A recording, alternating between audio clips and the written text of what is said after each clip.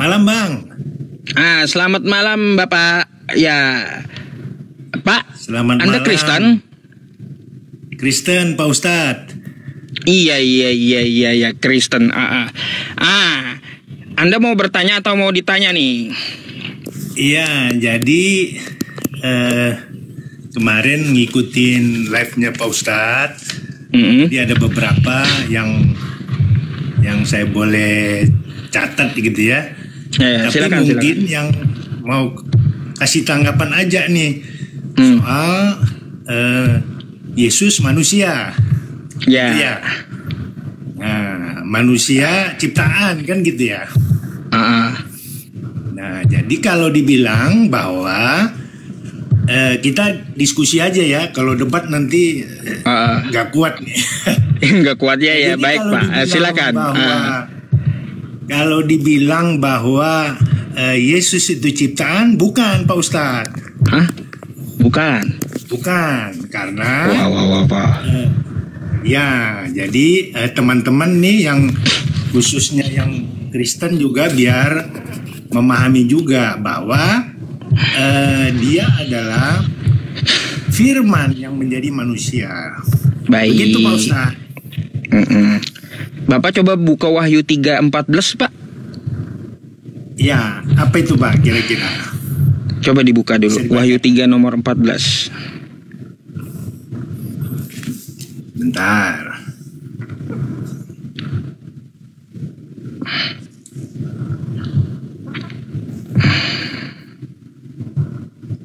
Wahyu 3. Ya. Baca ayat pertamanya. Ayat 14 ya? Ya. Itu kan 14 tuh ayat pertama itu.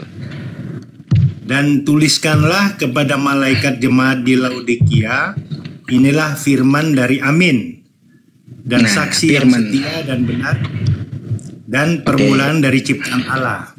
Firman dari Amin. Bapak saya mau tanya, siapa firman dari Amin? Amin itu siapa? Firman dari Amin.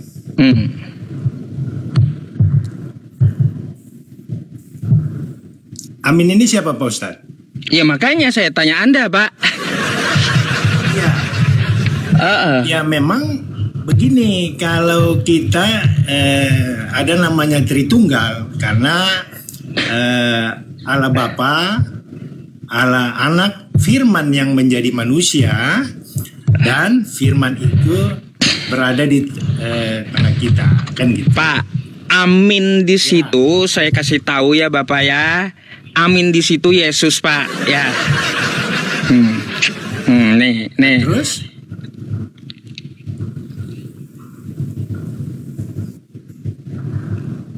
Syukron jazakumullah khair ya yang di YouTube ya, atas saweran-saweran di YouTube itu. Nih, Pak. Dalam Alkitab Yesus disebut sebagai Amin dalam Wahyu 3:14 ya. Nah, coba Anda cerna betul-betul firman dari Amin yang diciptakan. Kan gitu. Nah, firman dari Amin yang diciptakan toh ya, yang setia, saksi yang setia dan benar, permulaan dari ciptaan Allah. Jadi Pak ya, nih ya, kepada jemaat di Laodikia, dan tuliskanlah kepada malaikat jemaat di Laodikia, inilah firman dari Yesus ya, saksi yang setia dan benar, permulaan ciptaan Allah. Yesus itu ciptaan gitu. Oh, itu bisa aja Pak Ustadz menafsirkan seperti itu, tetapi harus dimengerti dalam konteks bahwa kalau kita lihat sejarah keselamatan itu dimulai dari Kejadian sampai Wahyu, kan gitu. Oke, kita nggak bahas kejadian dari Kejadian sampai Wahyu, Bapak. Saya mohon maaf. Yang kita bahas ini kan masalah Yesus ciptaan tadi. Ini saya tunjukkan dalilnya bahwa Yesus itu ciptaan di kitab Anda, gitu loh. Oh, bukan. Itu bukan itu maknanya. Jadi kita boleh lihat Pak Ustadz lihat boleh di Yohanes 1 ayat 1. Oh itu itu Pak, itu catatan Yohanes kan, bukan pengajaran dari Yesus, betul? Oh ya, itu yang diwahyukan. Sedangkan ini pengajaran dari siapa nih kepada jemaat Laodikia ini? Tinta merah ini kan kata-kata Yesus. Ya, itu surat daripada Yohanes kan gitu. Makanya.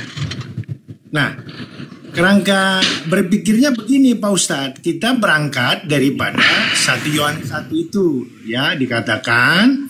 Nah ini penting supaya kerangka berpikirnya itu apa yang disebut dengan Tritunggal itu. Nah jadi kalau dibilang Yesus sabar Bapak ya. iya. Gini, kena pelanggaran saya nih. Ntar ya. Karena pembatasan. Nah, karena ada statement ini, anakku pencabut nyawaku, itu satu yang salah kan gitu. Iya, dua pembatasan pula. Sabar ya Pak ya. Ya, nggak apa-apa Pak Ustaz. Iya, ngeri pembatasannya. Ya, udah.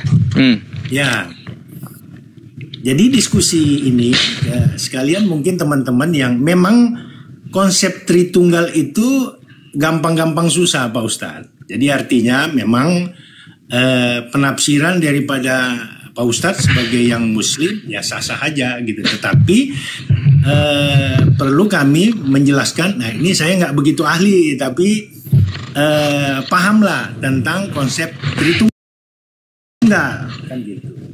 Karena di situ juga ada juga nih dari pembicaraan yang saya ikutin, Paulus malah dituhankan menurut menurut versinya Pak Ustadz kan gitu. Tapi nggak apa-apa. Gini namanya. Bapak, ya. Itu kan bukan versi saya, tapi versi apologet dari Kristen. Terus Pak, ya tidak ada Yesus itu mengajarkan Tritunggal. Sejak kapan itu Pak? Yesus ngajain Tritunggal. Baik, jadi iya, sejak kapan ada Tritunggal itu? Memang kata Tritunggal itu tidak dari perkataan Alkitab, itu oleh bapak-bapak gereja. Tetapi konsep dasarnya di Yohanes 1 ayat 1 itu bahwa pada mulanya adalah firman, ya. Firman itu bersama-sama dengan Allah. Jadi Allah Bapa. Artinya begini Bapak, ya. Iya, artinya gimana? Begini, Kristen ini sudah lepas dari ajaran Yesus artinya. Karena mengikuti paham dari catatan Yohanes, bukan dari Yesusnya sendiri. Tidak, jadi begini, ini kan sama dengan kalau Al-Quran sejarahnya, Alkitab itu sejarahnya begitu Pak. Artinya di dalam 1 Timotius dikatakan segala tulisan yang diilhamkan oleh Allah itu bermanfaat untuk mengajar, menyatakan kesalahan, mendidik orang dalam kebenaran, dan mereka yang dipakai oleh Allah melalui ilhamnya gitu Pak. Jadi bukan berarti sama seperti ketika Yesus terangkat ke surga, itu ada perintah supaya menjadikan semua bangsa muridku. Kan artinya begini, ajaran ketika Yesus Kristus hidup di dalam dunia itu banyak ya. Jadi sebenarnya kalau kita lihat dari Injil Pak Ustadz, Matius, Markus, Lukas, Yohanes, sebetulnya kalau itu aja diikutin sebenarnya dasar.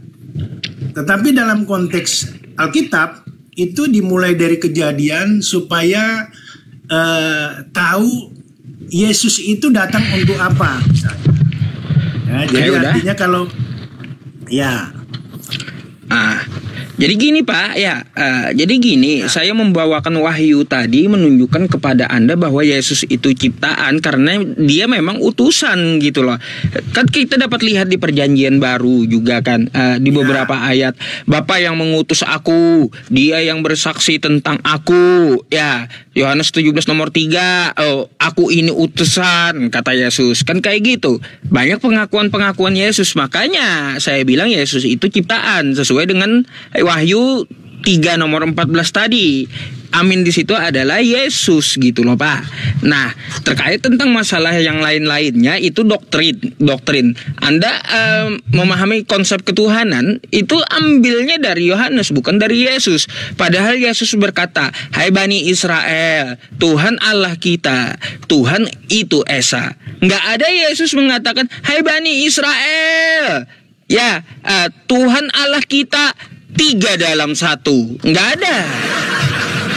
Ya, nggak apa-apa. Nggak ada. Ya. Anda ikut paham dari catatan Yohanes, bukan ikut paham dari Yesus. Kalau Anda ikut paham dari Yesus, maka Anda akan mengesahkan Tuhan gitu, mengesahkan Allah. Jadi seperti itu. Kalau Anda ikut paham dari catatan Yohanes, makanya jadi Tritunggal. Maka dari itulah Pak, kenapa saya pertanyakan, sejak kapan Yesus ngajarin Tritunggal? Kagak pernah. Gitu maksudnya. Baik.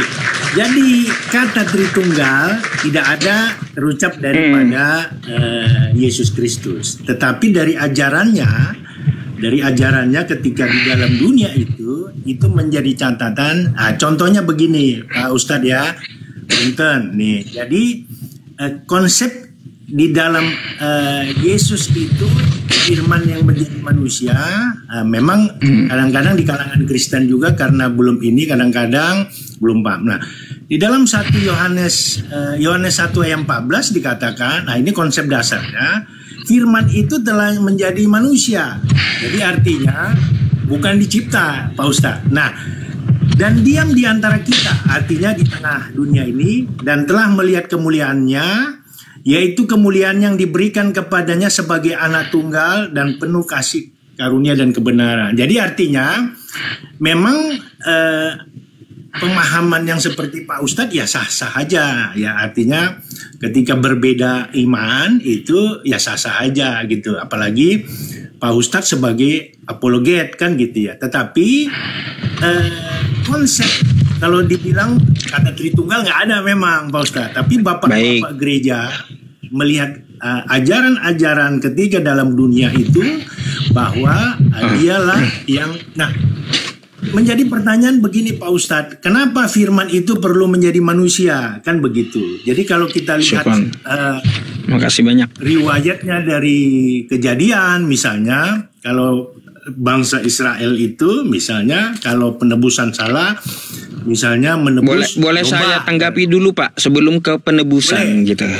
Boleh Pak Ustadz. Jadi begini Bapak, ketika Anda membantah saya memakai Yohanes 1 nomor 14, lagi-lagi itu bukan pengajaran dari Yesus, tapi paham yang Anda ambil dari catatan Yohanes gitu. Sedangkan saya membawa apa yang dikatakan oleh Yesus. Coba Anda buka di dalam Matius 4 nomor 4. Manusia itu, kata Yesus, bukan hidup dari roti saja, melainkan juga hidup dari firman Tuhan yang keluar dari Allah. Semua manusia, kata Yesus, itu dari firman Allah. Tuh, bukan cuma dia.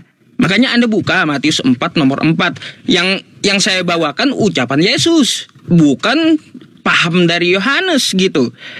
Gitu loh Pak. Jadi kalau kita merujuk apa yang Anda katakan, ya Anda katakan tentang masalah konsep ketuhanan, maka coba lihat juga di Yohanes 17 nomor 3 tuh. Inilah hidup yang kekal itu, mereka mengenal Engkau satu-satunya Allah yang benar, satu-satunya Pak, bukan 3 dalam 1. Ya, nggak ada Yesus ngomong kayak gini. Inilah hidup yang kekal itu, mereka mengenal Engkau mereka mengenal Engkau 3 dalam 1. Nggak ada. Tapi kata Yesus mengenal Engkau satu-satunya, bukan 3 dalam 1. Allah yang benar dan mengenal Yesus Kristus yang telah Engkau utus gitu. Ya, Mau jadi apa kita? memang Itu perkataan dari Yesus, itu pengajaran dari Yesus gitu loh Pak. Kalau Betul. kita mengambil pengajaran dari Yohanes, catatan dari Yohanes, itulah paham Kristen beda dengan pahamnya Yesus. Itu. iya, jadi kalau kita bicara kitab suci, ya jadi artinya kalau kami kan itu kan orang-orang yang dipakai, diwahyukan, itu kan dari Kejadian, Perjanjian Lama sampai Perjanjian Baru, kurang lebih seperti itu. Jadi seperti Yohanes, murid Tuhan Yesus yang hidup di masa Yesus sendiri, itu mencatat. Karena kalau kita bicara letter luck misalnya, ya cuma berapa ayat kan gitu. Tetapi di dalam Timotius mengatakan, ini kita sebagai orang-orang yang Kristen, bahwa segala tulisan yang diilhamkan oleh Allah itu bermanfaat, mengajar, menyatakan kesalahan, mendidik orang ke dalam kebenaran, dan itu yang dipakai. Jadi kalau dibilang dari perkataan Tuhan Yesus misalnya, tentu kayak Yohanes yang dipakai Tuhan menuliskan kitab misalnya, nah itu adalah yang ajaran-ajaran ketika dia masih hidup, Pak Ustadz. Jadi tidak hanya, karena contoh misalnya begini, Alkitab itu terdiri dari sejarah, tapi bukan buku sejarah. Berisi sastra, tapi bukan buku sastra. Ambil contoh begini, saya minggu yang lalu kalau nggak salah ya Pak Ustadz bilang, Alkitab kok ada kata perkosa misalnya. Ini misalnya, nah jadi kalau kita lihat di dalam Alkitab secara utuh, kurang lebih seperti itu, yang seperti saya katakan bahwa dia menyatakan kesalahan, mendidik orang dalam kebenaran. Itu bukan untuk dicontoh misalnya. Bapak kemana-mana bahasnya Pak. Ya. Iya, melebar bahasnya Bapak itu. Yang mana? Yang Pak Ustadz Iya. Iya. Oke. Masalahnya gini Pak, ketika saya membawakan ayat-ayat, saya membawakan perkataan Yesus langsung gitu. Perkataan Yesus, bukan perkataan dari Yohanes atau yang lain-lain. Pasti kan tokoh utama di kitab Anda itu adalah Yesus. Tuhan Anda kan kayak gitu. Maka ikutilah apa yang dia kerjakan, apa yang dia perintahkan gitu. Ngapain ngikutin catatan orang? Nyasar nanti kan gitu.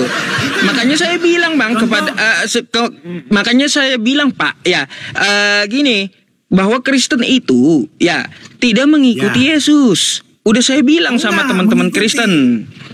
Ambil contoh begini Pak Ustadz, bahwa ketika dia masih hidup, perkataan Yesus sendiri mengatakan ini soal Bapa, Firman, dan Roh Kudus.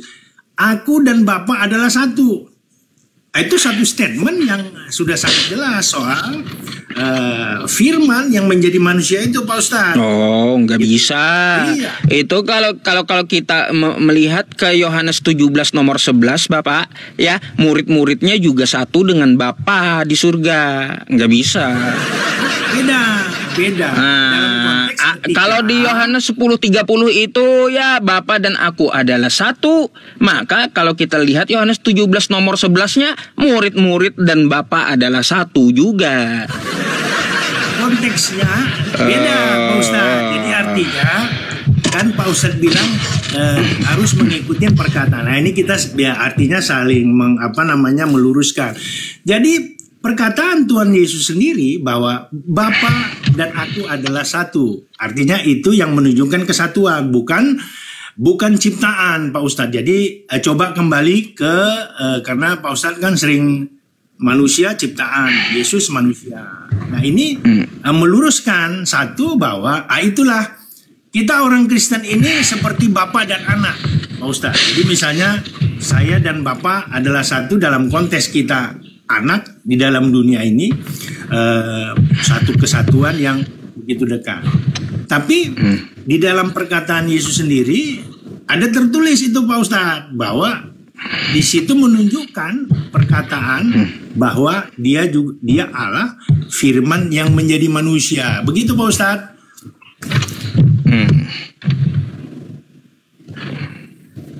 Oke, Bapak ada lagi yang Anda mau sampaikan? Oke, hanya satu aja, saya kira supaya kesempatan yang lain. Waktu itu Pak Ustadz bilang Yesus hamba Tuhan, nah gitu ya. Ya betul, Ya, itu di Matius 12 nomor 15. Tapi jangan lupa itu judul perikop Pak Ustadz. Jadi itu artinya judul perikop yang dikutip bukan. Ya, di situ kan bertuliskan perikop. Ya, memang itu kan nubuatan di zaman Yesaya. Ya, jadi sebenarnya kalau bicara Yesus hamba Tuhan itu panjang, tapi ya kita kasih kesempatan yang lain. Tetapi yang Pak Ustadz tunjukkan, saya ngikut, kalau nggak salah minggu lalu ya, hamba Tuhan itu perikop Pak Ustadz, bukan tahu saya. Itu sini, itu koreksi. Itu judul perikop Yesus hamba Tuhan. Iya. Coba Anda buka juga nanti di KPR, Kisah Para Rasul 3 nomor 13, Yesus memang hamba kata Paulus. Oh iya, jadi gini, memang ya kalau berapa menit ini agak ini ya. Jadi sebagai ini hubungannya ketika dia melaksanakan tugas penebusan di kayu salib. Jadi agak panjang lah ceritanya ya. Tetapi sebagai hamba dia menanggung dosa ini. Nah, itu panjang Pak Ustadz. Nanti saya kira itu dulu. Jadi konteks tadi meluruskan bahwa Yesus itu manusia, tapi dia bukan ciptaan karena Firman yang menjadi manusia. Itu aja Pak Ustadz.